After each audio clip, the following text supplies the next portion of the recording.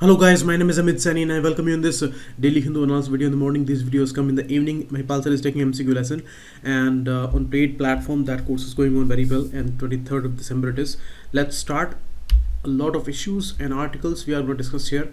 70% off is going on all the courses, and you can inquire about them on these two given numbers. So 25th is the last date for this off, and all other courses are available. And regarding the payments and all, if you have any issue, then you can call on these two given numbers. PDF you will get on Telegram channel that I have uploaded already, and here on this Facebook group you can send me the request. So let's start. On Instagram also you can follow me. A lot of issues going on. Country is stuck in these protests and rallies there. Yesterday Prime Minister of India said that pan-India NRC was never on the table. This is a very contradictory statement, where the Home Minister of this country he announced this issue in the Parliament, and he said that this pan-India NRC will be implemented. It was there in the BJP's manifesto also in 2019 elections there. So all the evidences were available. It was publicly announced by the Home Minister, but the Prime Minister of India contradicts this statement there. So we had to focus on our economy. This phase was very crucial. In the last 5 to 6 years, things have been some of the things have been very fortunate. Some of the things were very unfortunate, but more or less many positivities were also there. But the challenges of GST and the demonetization exercise, which proved to be a disastrous one according to economic experts. So the similar experiences and complex experiences were there. Now this CAA and the NRC, pan-India NRC exercise, when the combination was discussed, then many problems were there. As I told you, if the NRC is not going to be implemented and only CAA is there, then there is no problem, because CAA is only about the inclusion of the additional people. There is no problem with that. But when the NRC will be implemented, then the consequence of this CAA are going to be disastrous. Now PM says that no NRC will be there, so it can be a great relief. But how this is possible, where Home Minister says one thing and just opposite is said on a public platform by the Prime Minister of India? So that's the issue. This country is stuck in these issues, and how much necessary these things were, that is also to be discussed there, because we had to focus on our economy. A lot of issues are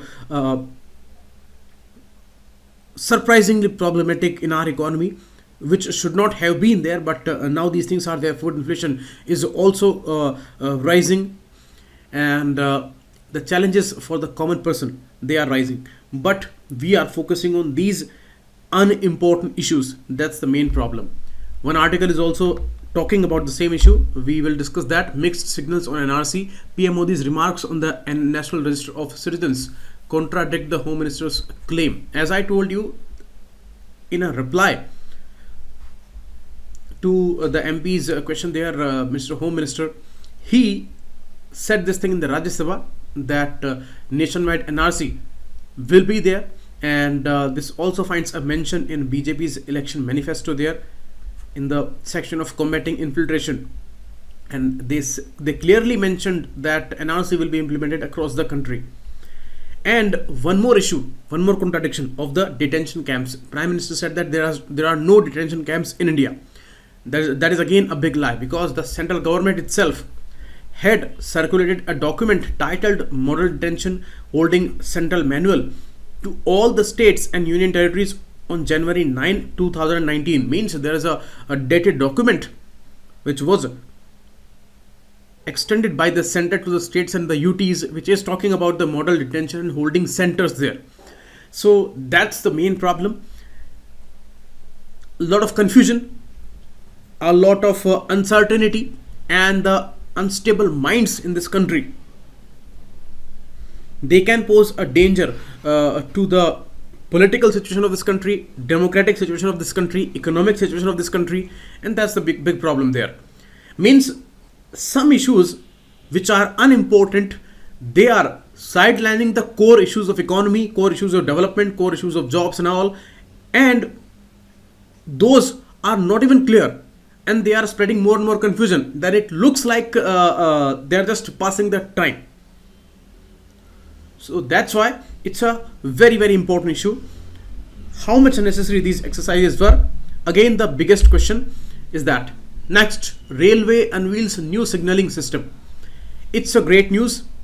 Railway on the lines of air traffic system, they are going to unveil a very important new setup there, and as a pilot project, this will be implemented on the South Central Railway section and the section of East Coast Railway and the North Central and the Central Railway.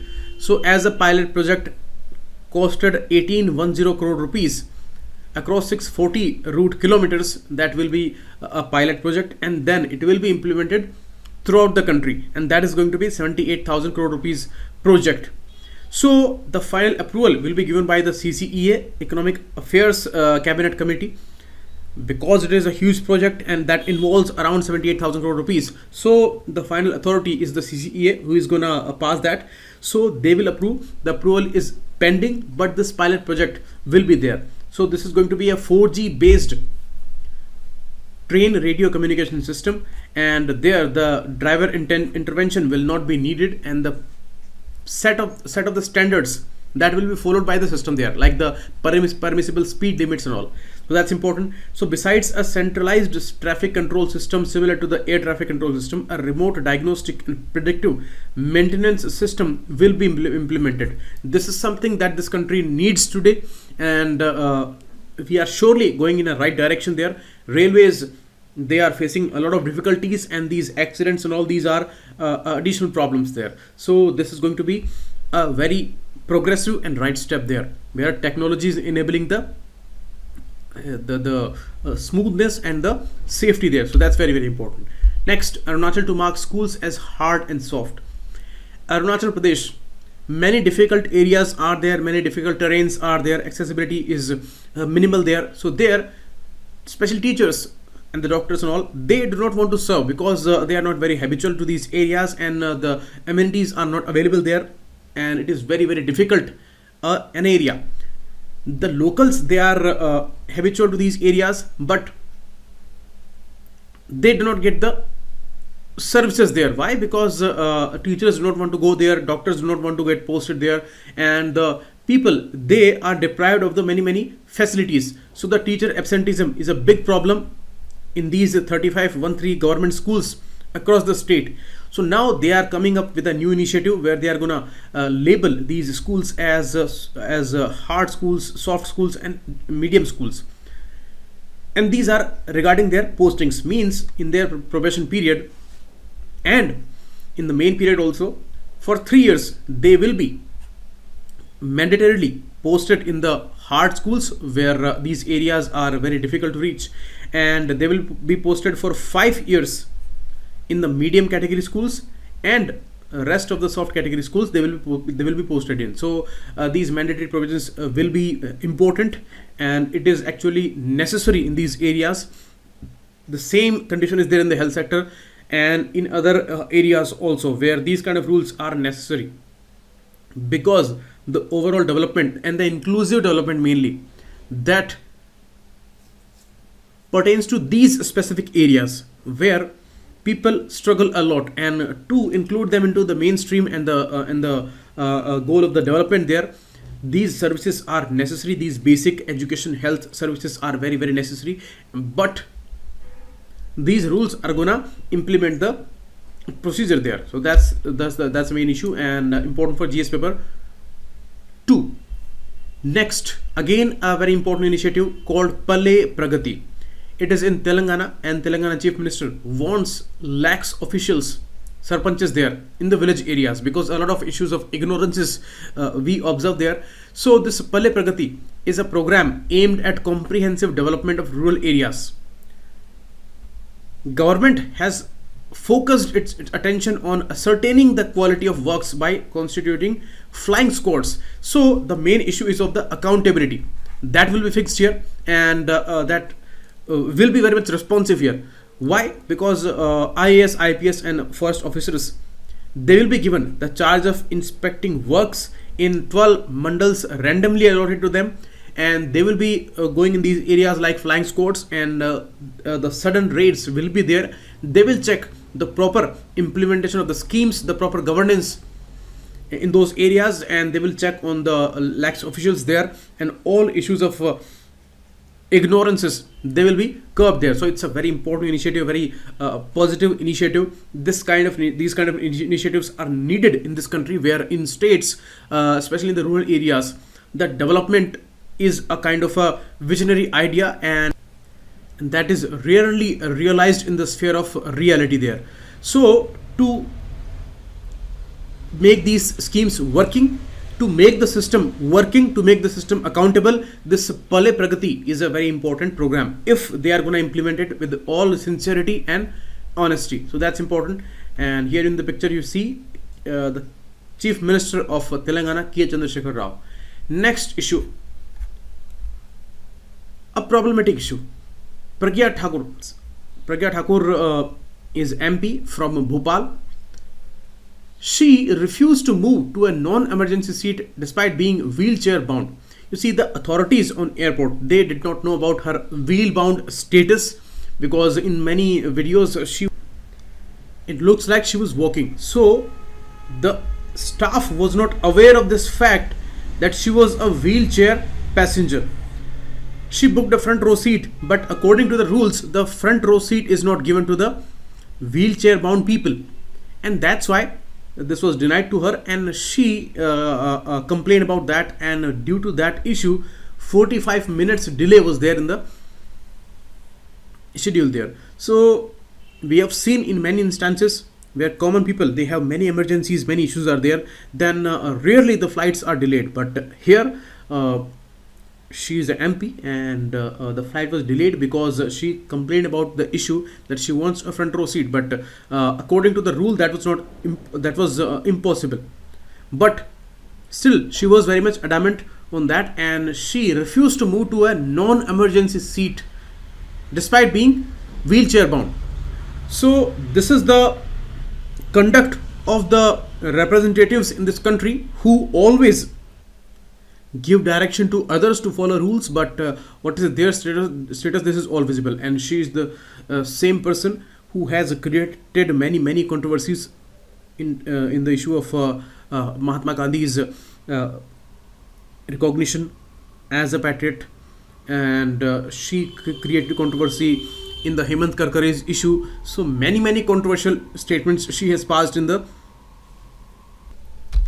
recent past.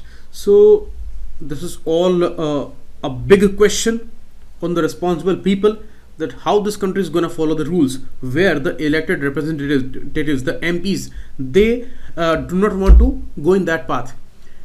Next, India-Iran agree to accelerate Chabahar port development.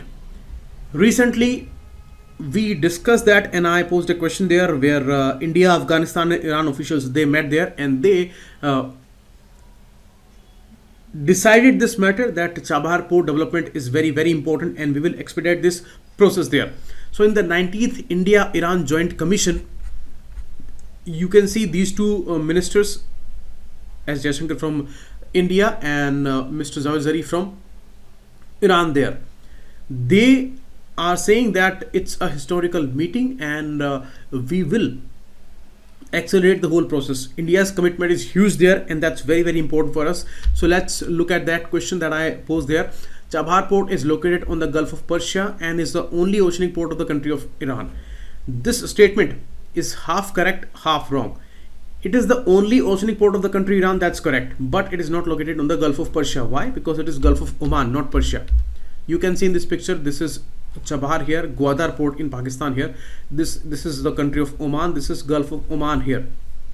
You can see Afghanistan's territory here, and the Jahedan city in Iran. So from Chabahar the rail link will go till Jahedan, then we will have the access to Afghanistan. So we will not have to move through Pakistan here. So it's a very important area here, very important access here for the transport and for all the trade issues there. And we are getting the access for the Central Asia also through Afghanistan. So that's very important for us. This is Gulf of Oman. Persian Gulf is in the west side here. This is Arabian Sea, and the Chabahar is opening in the Gulf of Oman, and ultimately into the Arabian Sea and the Indian Ocean there. So that's very important port for Iran and for India both. So that's the issue. 3 countries are involved there. You can see Gulf of Oman, Muscat City, and Chabahar port here.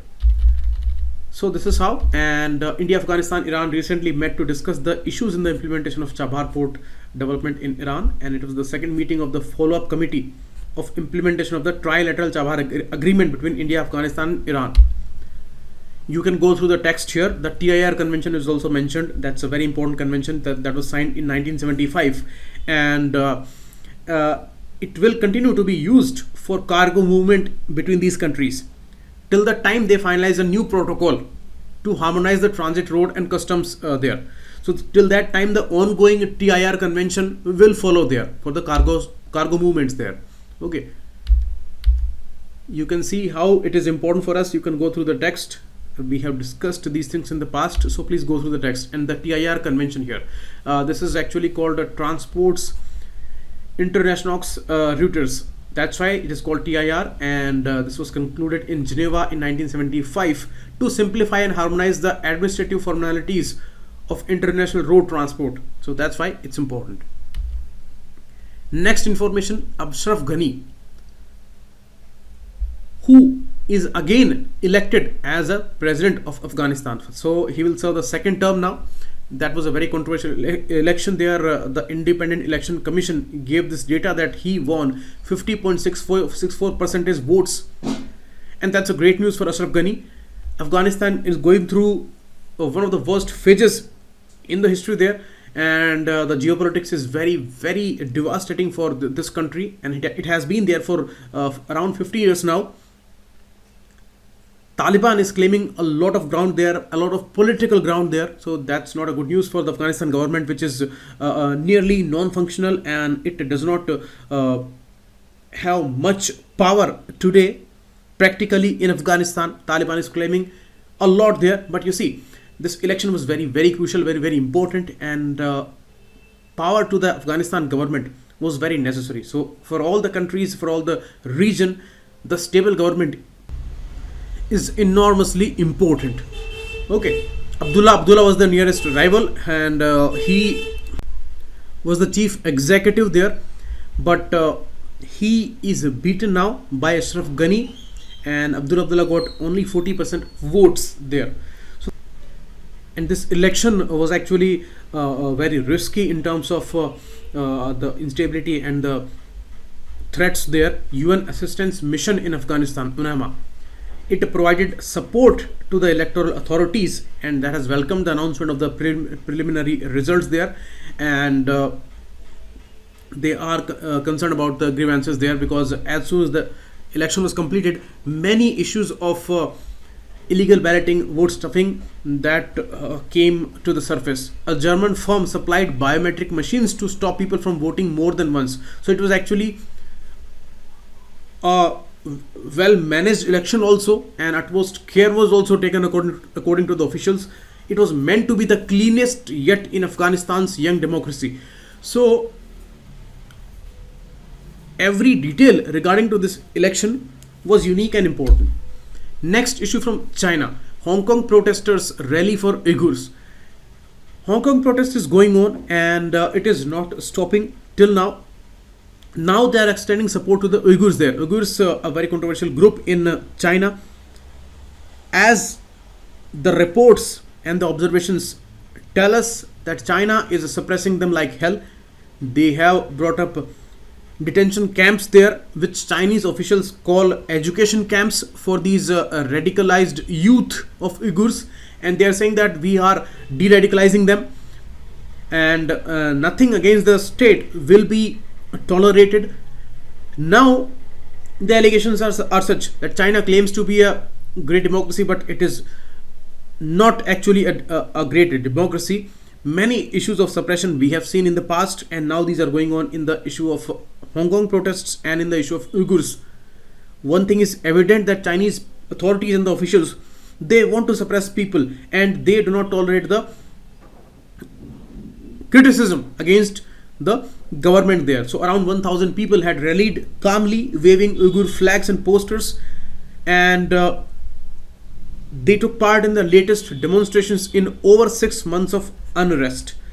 So again, an example, and you see, when you are writing an important essay on the world peace, or you are writing on the essay of the unstable geopolitics there, then these points, these examples can be very important, and they will enrich your answer for sure. So for the GS paper 2 and the SS section, these issues are important.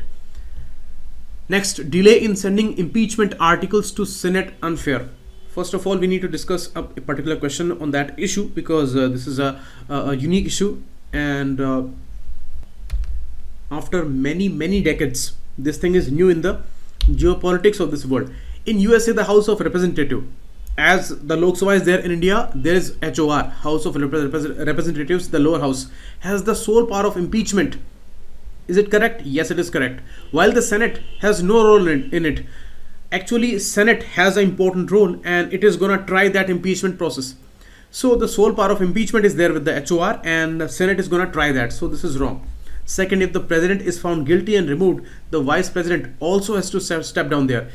When the elections are there, then we heard that slogan, Trump-Pence victory. So Pence was the vice president there, Trump was for the president there. So this combo is very powerful in the American system there, because it's a presidential system. But when the president is found guilty and removed with this impeachment process, then vice president is not going to step down there. Actually, after president, the vice president will come on the board, and he will remain there till the next elections. So second is also wrong. D9 is the right answer. You can see, so far only 2 American presidents have been impeached, Bill Clinton and President Andrew Johnson. President Nixon was also about to be impeached, but he resigned over the Watergate corruption charge in 1974. So Trump has become the third president to be impeached by the House of Representatives there. Senate is going to try that. Now Trump alleges that the Speaker of HOR, she is not sending this impeachment process to Senate hurriedly, because Trump wants this process to be very fast, but they are delaying it. So why they are delaying it, why this trial is delayed, that information is not available, but it is the process there. What is impeachment? It's a provision that allows Congress to remove the president of the United States. So Trump is not removed yet. He is impeached by HOR. So HOR has the sole power of impeachment, while the Senate has the sole power to try all the impeachments there.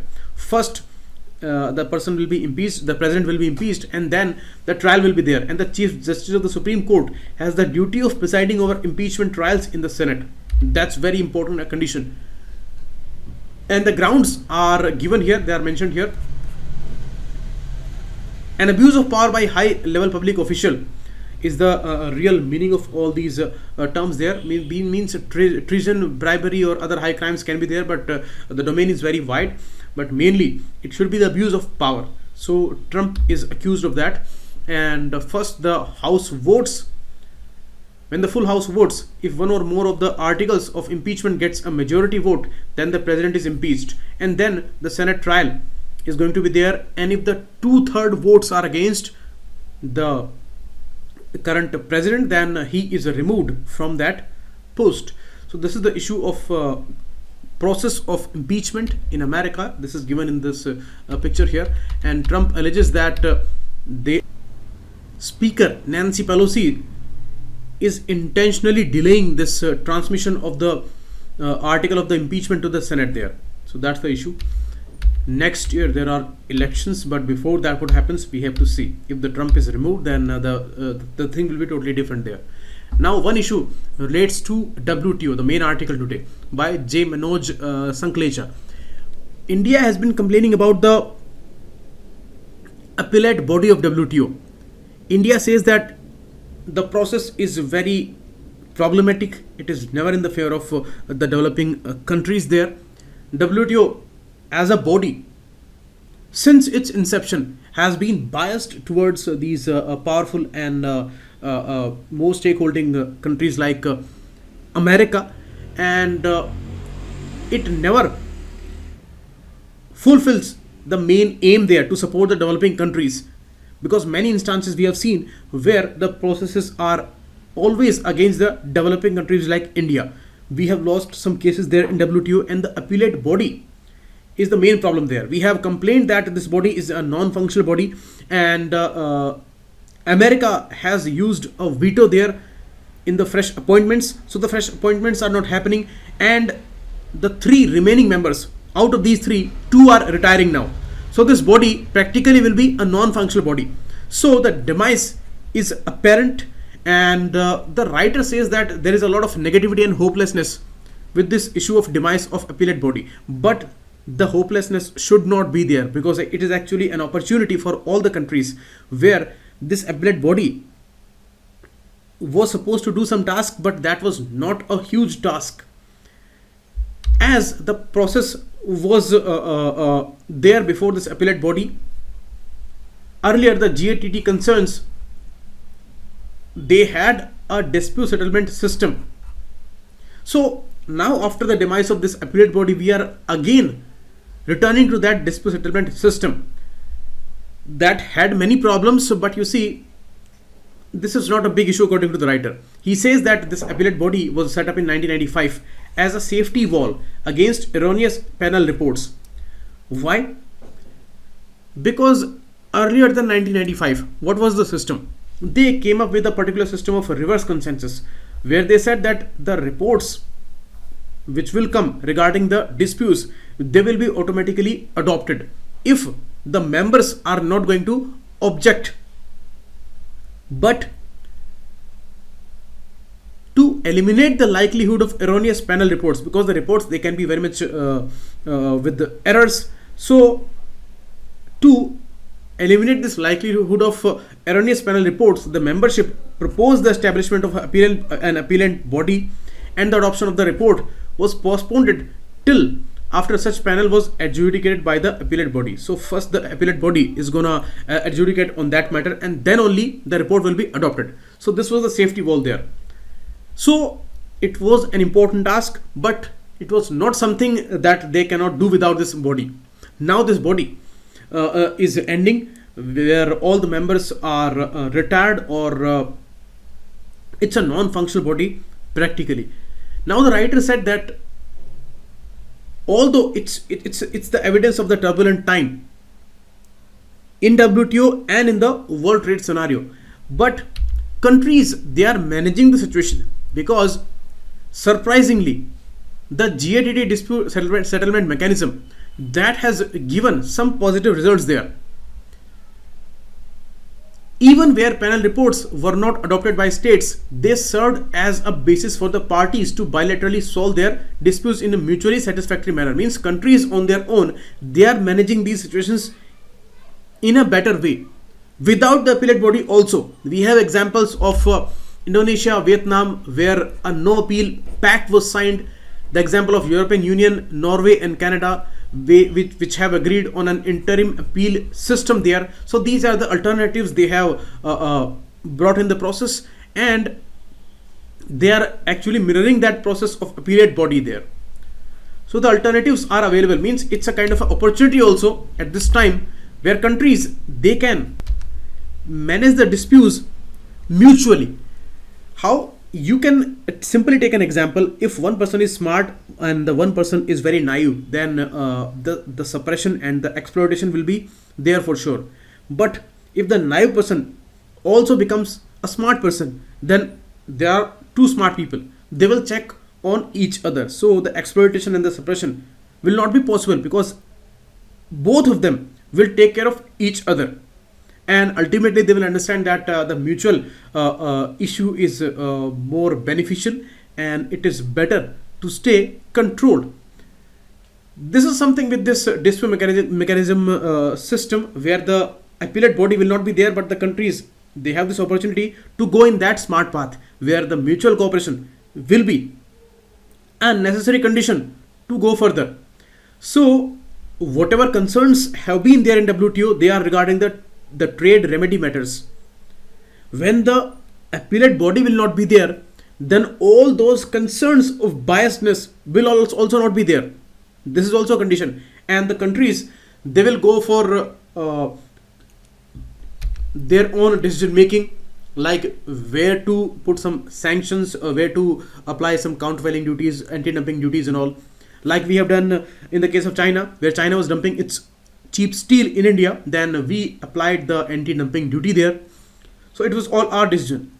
So these kind of decisions are actually monitored by appellate body. It is not doing anything bigger than that. So the body will not be there, but these rules will continue. So there is no problem with that. This is something the writer is saying here. And some trade scholars like Pavlin notes, he says that the mechanism is geared to address over enforcement rather than under enforcement of WTO rules. Means he is talking about the appellate body there, that this body was addressing the over enforcement rather than under enforcement. Means the enforcement was certainly there. Countries were following the issues of WTO, the concerns of WTO. So the rules will be continuing to be enforced there. That is not ending. Only the appellate body will not be there. So it is not going to be entirely a bad outcome there. Now, what is the problem with the earlier system of a GATT's dispute mechanism?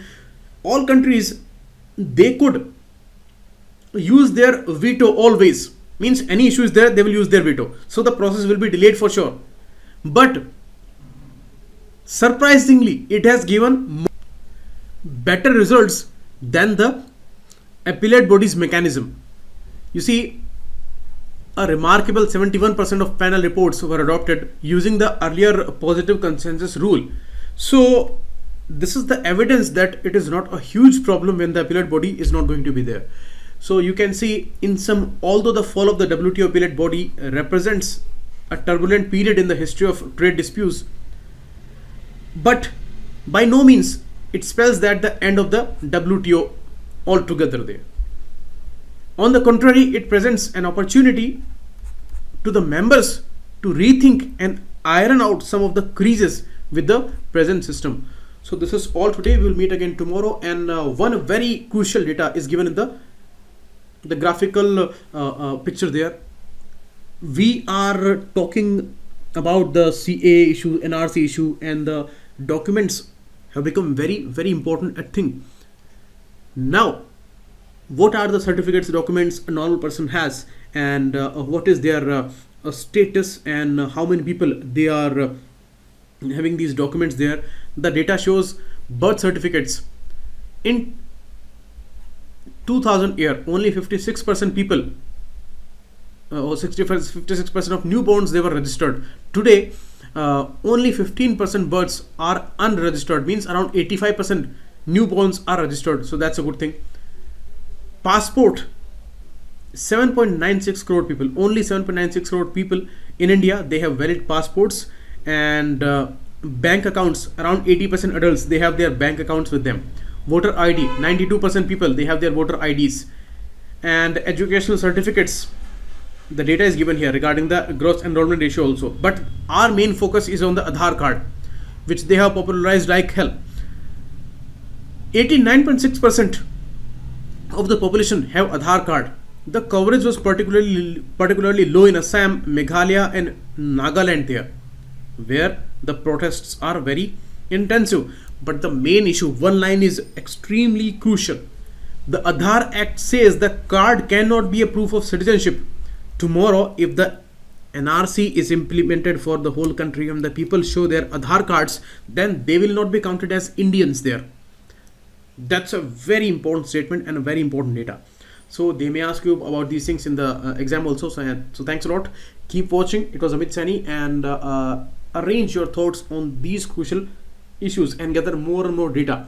One thing that I've given you regarding the documents and the Aadhaar card, think over that. Thanks a lot.